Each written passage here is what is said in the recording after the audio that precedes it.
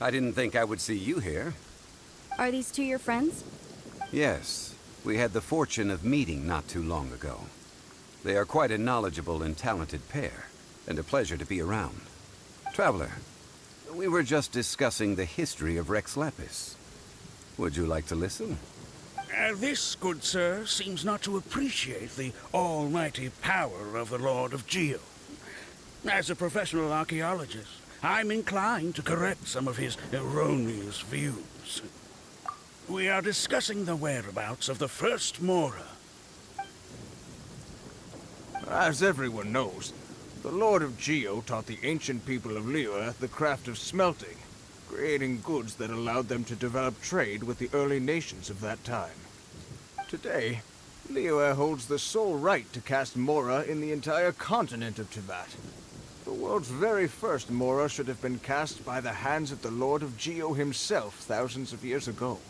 According to my research, as well as my own hypothesis, I believe that this coin of unique historical significance has been passed down secretly through the years as a kind of token. For example, perhaps the Qixing who control the Liyue use it in some kind of unknown ceremony they hold when they come to power. No, no, no. My research indicates that the first Mora coin is not such a simple thing. Mora is a catalyst. This we all know. Even today, Mora is used in the mystic arts for its curious properties of weapon enhancement. The world's first Mora would no doubt possess the strongest power. My next historical treatise will boldly expound on the newest findings from my intense decade-long research. That is, that the Lord of Geo used this original Mora as a catalyst to enhance a dagger and a sword. Well, buy the book when it comes out to read the full story. For now, I will only reveal this. The one who finds the dagger shall become supreme in Liyue, and the one who finds the sword may be crowned Liyue's sovereign. I can't say I agree. Let us not speak of the authenticity of the dagger and sword first. But Mora and money came about simply because they are a convenient measure of a contract's value.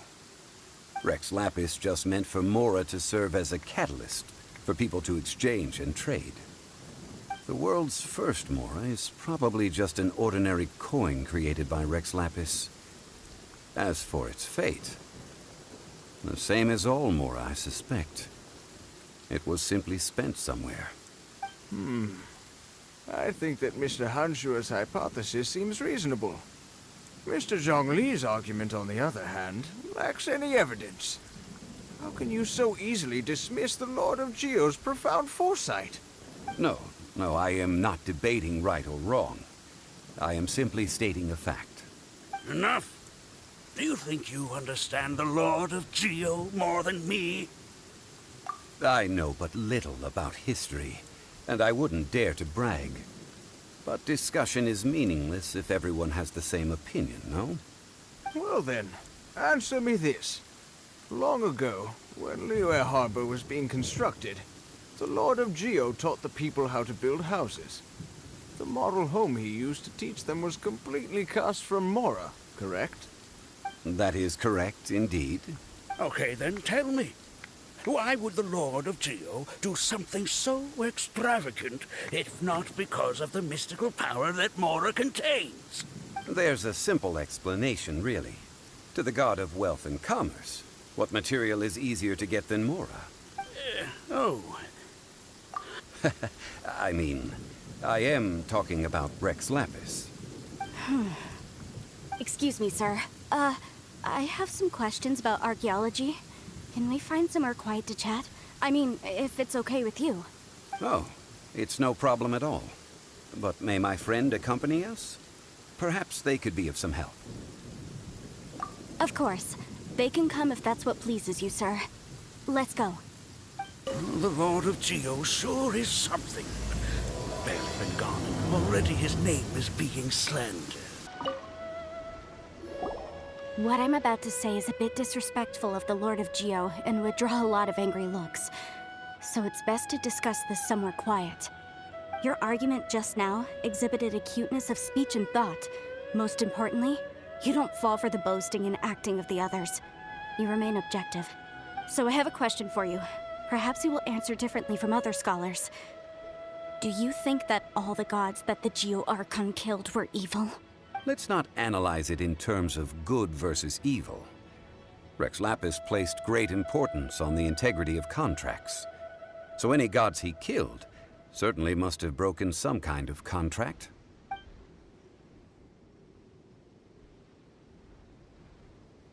But when I was doing some research, I learned about the legend of the god of salt.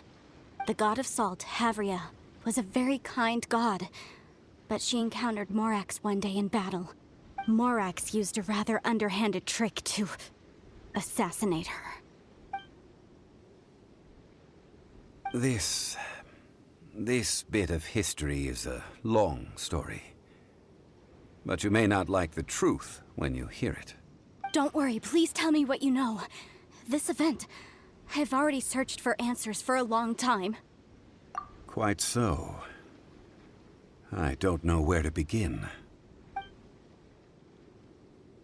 Over here, Mr. Zhong Li. I've been looking for you. So you're over here all this time.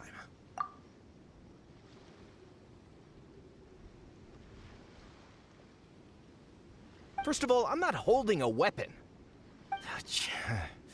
There's no need to overreact now. I'm simply an archaeological researcher from Snezhnaya. I'm not here for trouble. But this time, I registered with the Liyue Ministry of Civil Affairs. I could show you the official documentation if you want to see it. I will be conducting an archaeological survey here, the results of which will all be shared with the ministry. I heard that Wangsheng Funeral Parlor had a consultant named Zhong Li, with immense knowledge of ancient history and archaeology. So I paid Wangsheng Funeral Parlor a handsome amount to hire Zhong Li as my own consultant while I'm in town. So you mean to say that this is work for the Wangsheng Funeral Parlor, yes? Well, since it's work, I don't have a choice. A consultant of the Wangsheng Funeral Parlor must respect their duty. Of course you would be such a reasonable man. Well then, let's head out now, shall we? Wait, if you were studying archaeology, can I go too? I am also a scholar in this field, so I can help. That will give us a chance to continue the topic we were just discussing. Oh, and you should tag along too. This experience may be of help to you on your future adventures. It is a story from before the rise of the Seven. Although the god of salt has already perished, it will still be a meaningful experience for your journey. Wait. This is an archaeological expedition, not a tour group. That's too many people. But this friend of mine has a treasure-finding talent, surpassed by no one. It will surely be of great help to us. Oh? What talent? If my friend espies a treasure chest, they will absolutely find a way to open it. Well, that is quite enticing. All right then. Well, let's go. There's no time to waste. When the Overlord of the Vortex was crushed by the Jade Chamber recently, perhaps something of interest was washed ashore. An ancient artifact would be good. Traces of ancient activity would be great. But a piece of the god's limb would be even better. Who knows what surprises we may find. Although we are in the age of humankind, surely we must still show a measure of respect for the gods of the past. This place looks so ordinary. Can we really find anything valuable here? I don't mean the scenery, but rather that there should be something out of the ordinary. A big battle did just occur and all, and I don't even know where to begin looking here. Guyan Stone Forest is actually the perfect place to be, if you wish to learn about the gods or the history of the Archon War. Legend has it that Rex Lapis threw spears made of large rock into the sea here, piercing and crushing the Overlord of the Vortex. After many years of wind erosion, those stone spears have turned into the unique rock formations we see now.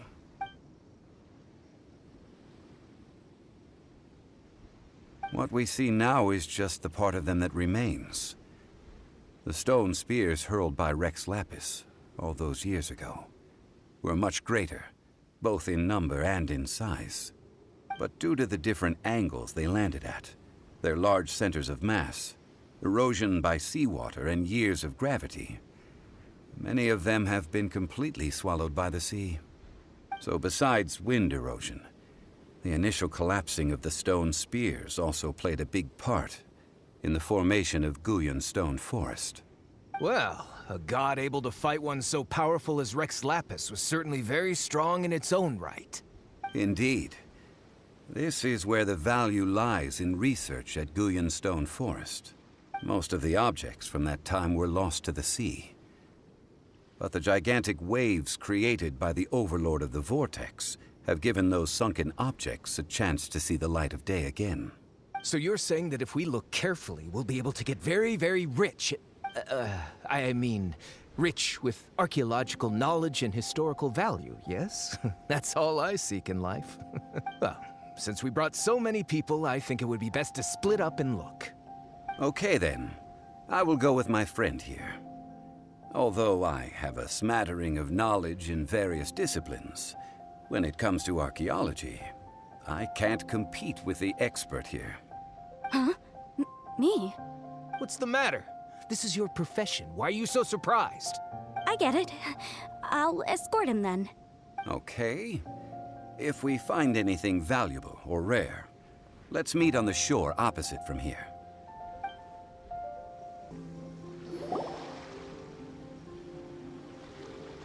You call yourself a scholar of archaeology? You can't even recognize this or that. What are you good for? We all have our areas of expertise. I already tried very hard to explain. This girl just keeps bragging about how she's an archaeologist, but she doesn't even know anything about the surrounding ruins. I even know more than her. She left me to rely solely on guessing, experience, to find anything valuable to take back. Ugh, what a waste of time.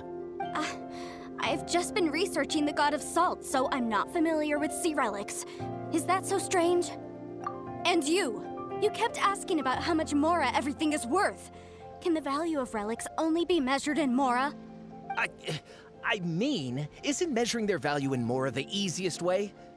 This also matches the traditions of Liyue, does it not? Now, calm down. No need to make a fuss. We were able to bring back some intriguing objects. Let's have a look. Oh. What a shame. These objects were indeed washed ashore by the Overlord of the Vortex, but they have nothing to do with the god besides being in the vicinity at the time. This stone slab we found, however, has a mysterious pattern and faint aura of divine power. Perhaps it will be useful for research purposes. Quick, give it to me. At least we didn't come for nothing. The power of the gods, yes! This is good. Oh, but these other objects are certainly worth a little something, right? It should be enough to cover the cost of hiring you. It's all mine.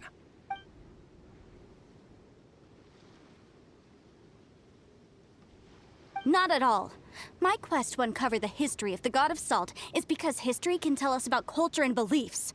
But you're just trying to use archaeology to get rich. Nonsense! I'm a professional archaeology researcher from Snezhnaya. I swear, if I'm lying, may the Lord of Geo strike me down. Oh, by the way, you probably don't want to sell that teacup. Oh? Why's that? That's not an ancient teacup. It's part of Ningguang's collection. It must have fallen here along with the Jade Chamber. So unless you want to mess with the Qixing... Ah, I see. What a shame. It was of such high quality, too. See? You do want to sell these objects!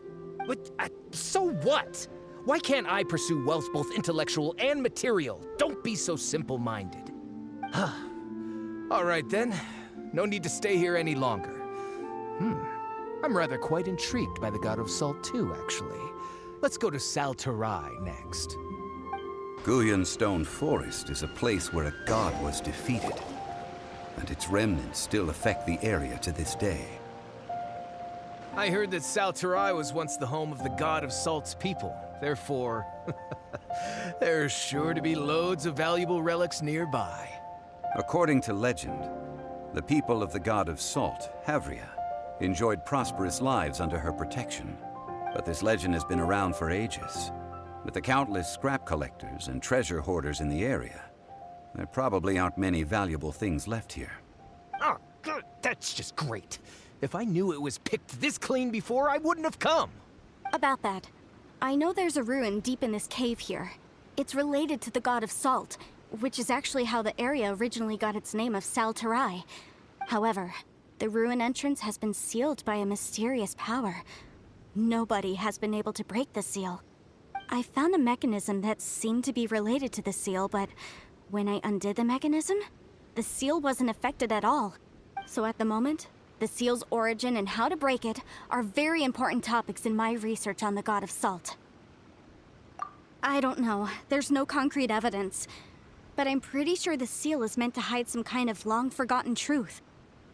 The god of Salt was a benevolent god, adored by the people, not to mention powerful. She wouldn't have any kind of shameful secrets to hide. So, the one who wants to hide some truth is very possibly her killer, Morax. Who cares about all that? It sounds like countless treasures of the god of Salt lie within this ruin, just waiting for someone to find them, right? You weren't listening at all, were you? Ugh. Even if there's a mountain of treasures inside, nobody can get in if the seal isn't broken. Ah, but we have the illustrious Mr. Zhong Li with us. He looks like he knows just about everything. A little seal shouldn't be any trouble for him. This seal seems to be quite ancient. Even Mr. Zhong Li may not know all of its secrets. I may know something about it. What? Over the years, I've heard various rumors with bits of knowledge about seals. Although their references seem rather disorderly, they do in fact contain the secret to breaking seals. Let's go take a look at the mechanism Miss Wanyan just mentioned. Okay, since Mr. Zhong Li says so, follow me then. Let me lead the way from here. This place seems familiar. Huh, I remember. I think there's some elemental monuments here. So you're saying they're related to all this? When I investigated the seal last time, I had someone with a vision accompany me. But when we lit up all the elemental monuments, nothing happened. That's because you don't just need to activate them at the same time, but in a certain order as well. Otherwise, the seal will not be broken. The secret to this puzzle is hidden in the legends about the Archon War. Tianheng in the south, Yaoguang in the east, Jueyun in the west, Qingce in the north. All desolate and devoid of life. To the north, to the east. Do the people of Liyue always talk in riddles? I think I've heard this saying before. Certainly you have.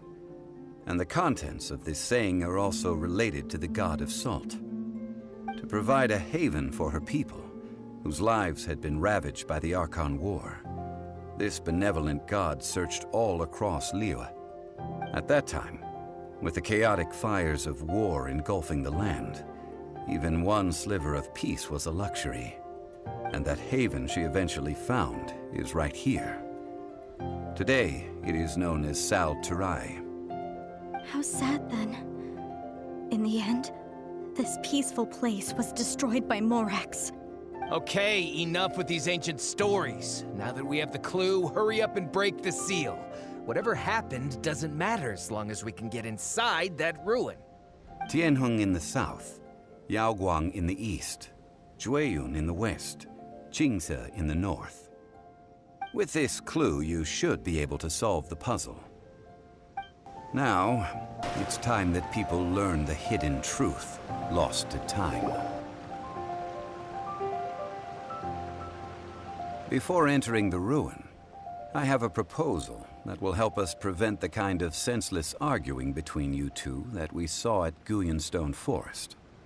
Okay. What is it?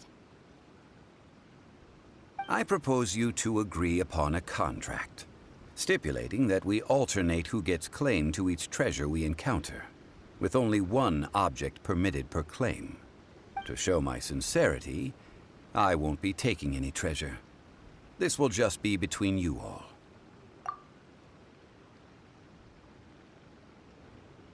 I don't agree. I mean, you want me to split the treasure with this amateur archaeologist? No, absolutely not. I don't agree either.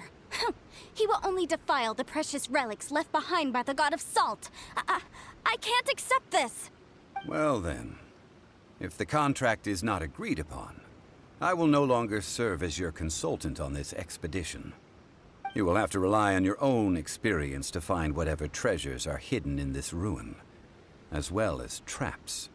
You have the audacity to demand this. Okay then. Even half of the treasure in the long-sealed ruin of the God of Salt should be enough to make a fortune. If you want me to agree upon this contract, so be it. I just have one request, Mr. Zhong Li. If we discover the truth behind the God of Salt, you must judge it fairly, even if the truth harms Morax's image. I can accept this arrangement. Well then, let's go. What in the world is hidden deep in this ruin? Look at this! It's filled halfway with salt. Oh, it just looks like a fancy salt holder. Seems like the God of Salt was a god lacking in treasures. According to my knowledge, it's no ordinary vessel. Although it is only half full, it is also forever half full. That is to say, it is bottomless. What? You're saying that even if I pour the salt out, the amount inside won't change? Exactly. Able to produce endless salt. The God of Salt is powerful indeed. Finally, after all that effort, I've found precious treasure. I claim this as mine.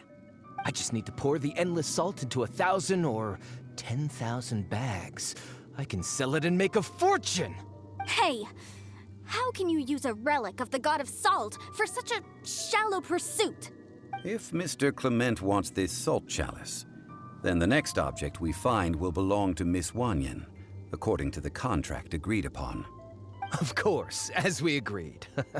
But how can anything be worth more than this rare find? Since we have a contract, it's no use for me to fight with him. Then let's move on, shall we?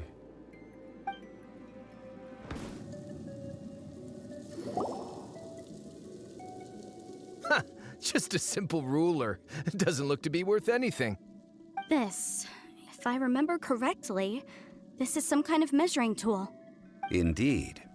But the God of Salt imbued it with another power. When you stick this ruler in the ground, the surrounding area will become covered in salt, much like a rising tide covers the earth. The deeper it is stuck in the ground, the more salt will appear. It is essentially a bumper harvest of salt.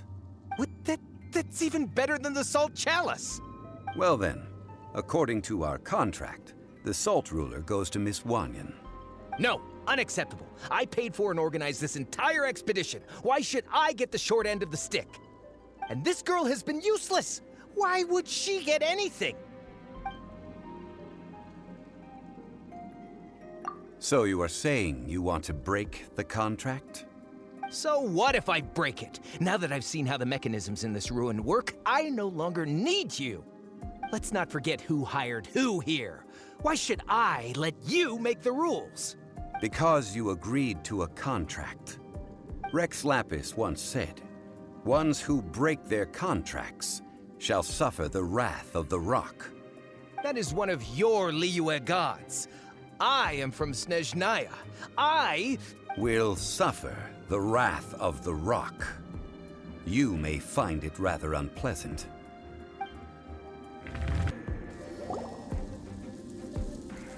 I shall confiscate your treasure as well. You are not worthy to continue any further into the ruin. Leave this place. Oh, darn you! Just you wait.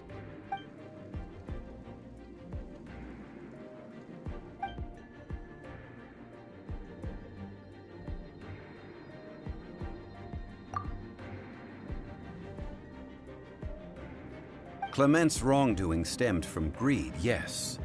But besides greed, there are many other things that may tempt us to break contracts. When people see the object of their dreams, how many are really able to control their desire and follow the contract? I think we should be honest with each other now. That in truth, not a single member of this archaeological expedition came here for archaeology. Why do you say that? Miss, you lack even the most basic archaeological knowledge, and can recognize naught but a few simple relics. However, you are an expert when it comes to anything regarding the god of salt. You aren't interested in archaeology or relics. What you're really interested in is the god of salt. I believe those legends about the god of salt that you mentioned on the Pearl Galley are passed down between generations at Yinyuan Hall. Okay, that's enough. Sir, you are indeed a man of great knowledge and talents. I seem to have been right to seek you out once I plucked up my courage. You're right. I'm not a scholar of archaeology. I come from one of the 8 trades under the jurisdiction of the Qixing, Yinyuan Hall of the salt industry. Our ancestors were those protected by the god of salt all those years ago, when the Archon War engulfed the land in chaos.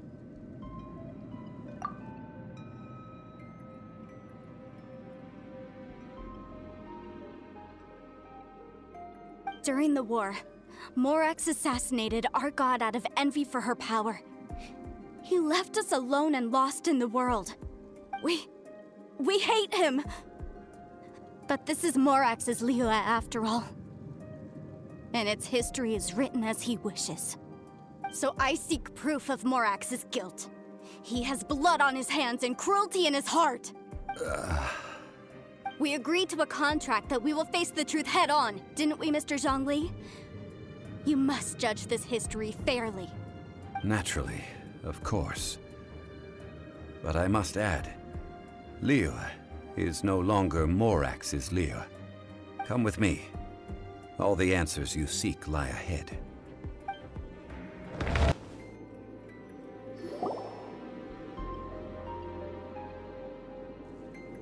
This is a sword? Aha!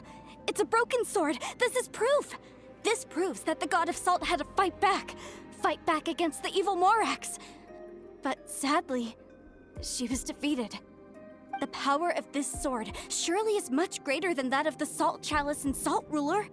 If we can repair the sword, then we can show the world the mighty power of the god of salt.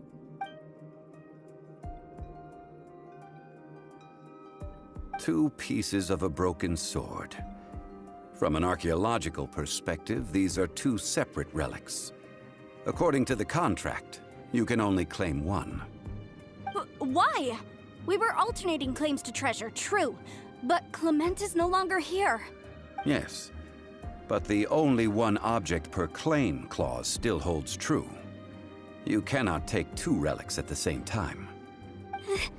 This logic!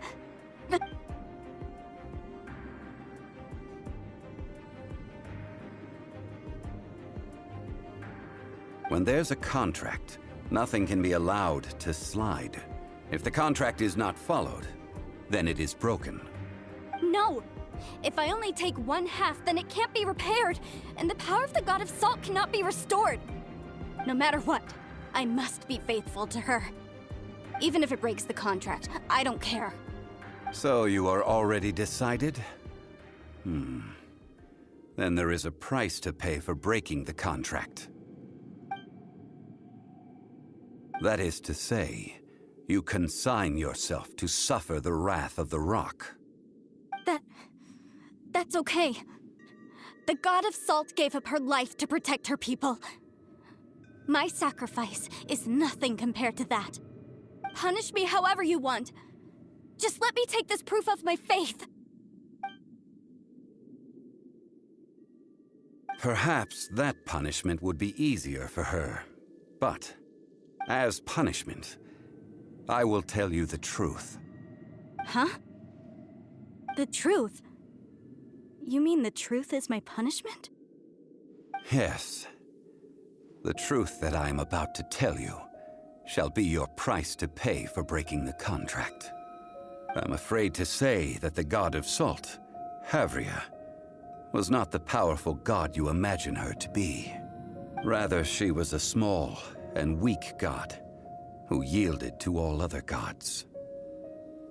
When it came to war, she lost, never able to win a seat among the seven. What? During the Archon War, the gods of this world used all their strength and cunning to vie for control of Teyvat. But Havria instead chose to flee. She thought that by giving up before a fight could start, she could save herself and her people from the war. However, during such a long war, there is no end to the advances of aggressors. After making countless concessions, Havria lost all of her lands, until only one small haven remained. No. No! It can't be so. In her last days, she had not even a single blade to defend her people with. Not even a single blade? This sword is not a relic belonging to the god of salt, but is instead the murder weapon used to kill her. Murder weapon? No! That's not true! That can't be true! You're trying to test my faith in the god of salt! As I said before, I only state the facts. Preposterous! You are a follower of Morax! Don't try to trick me!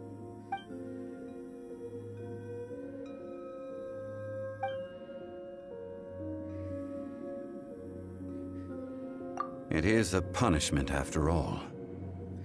I did not want to tell her such cruel facts, but the contract was broken. Let's follow her deeper into the ruin. There, I fear, we will find something that will leave her no choice but to face the truth. Salt and betrayal. What are all these? What did they see? What did they do? What happened? Since you do not trust me, let us continue onward. That which lies beyond this door will show you all that happened back then.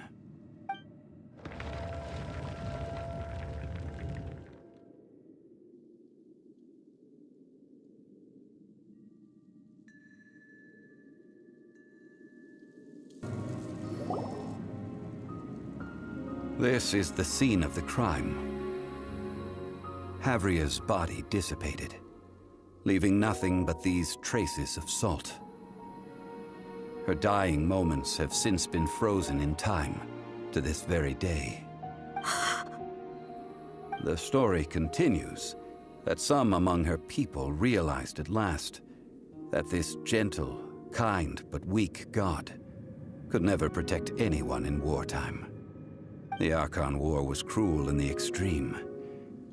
Instead of consigning her to the agony of defeat, they thought perhaps it would be better to give her a quick release.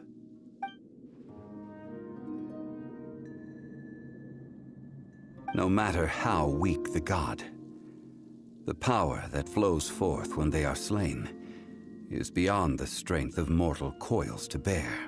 Those who could not flee were thus transformed. Those of her people who were untouched by this disaster left for Liyue, where they sought refuge with Rex Lapis.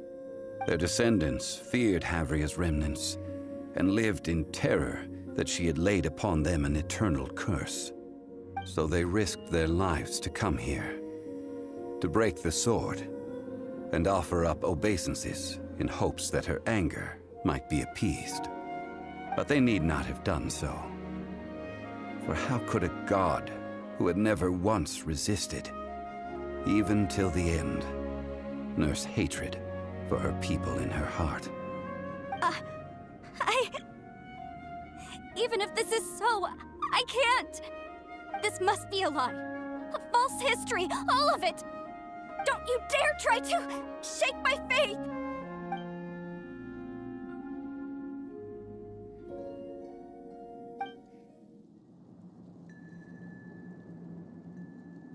This is the price she must pay.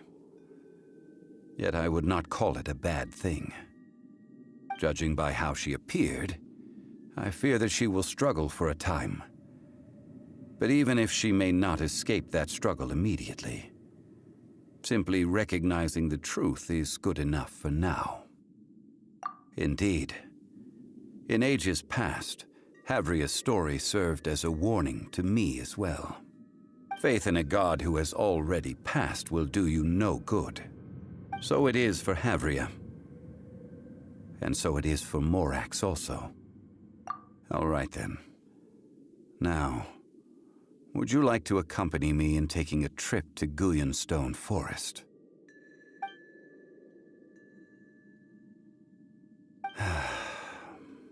Treading old ground, telling old stories. One cannot help but be reminded of old acquaintances. Now, I mentioned before that many gods of old have been sealed beneath the Gullion Forest. The Adepti have presently handed Liyue over to mortals, and Havria's time was even further in the past. The Salt Chalice and Salt Ruler that she left behind should not return to Liyue. To leave them here is to let them slumber. And it is also a homecoming. I ended an era with my own two hands. I've always wondered how I should remember that which I ended. History records, but history may be changed. This incident proved that. Time is a mighty force, and history's twist in its flow. I need to find a better way of recording history in order to engrave its truth. Stone carvings were one such ancient method, but unchanging stone, immovable earth, even one such as myself. Someday we may all disappear. Therefore, I thought of you, traveler. You are one who crosses the celestial atlas, and who passes through countless worlds. If our history is engraved in your memory, it will one day accompany you into another world. As long as a traveler like you is able to record what happened, then a backup of sorts will exist for times and tides of Teyvat.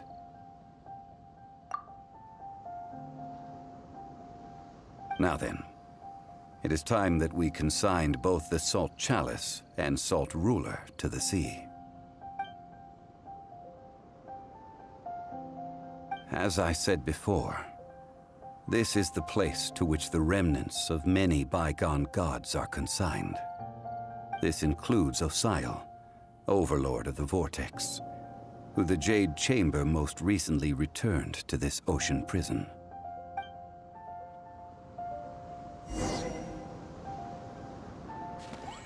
Thousands of years ago, the Adepti and I fought against the turmoil that plagued every corner of this land. Gullion Forest, where I sealed many gods with my spears. After so long, naught but folk tales remain. Osial, you and I were foes, but our ancient grudge is but a bygone memory now.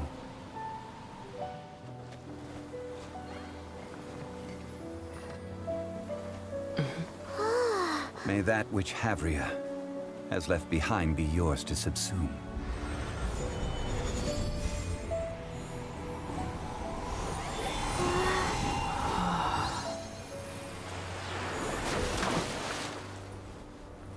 And thus another spark of divinity departs from Liyue. My legacy shall now be left to those who come after to debate.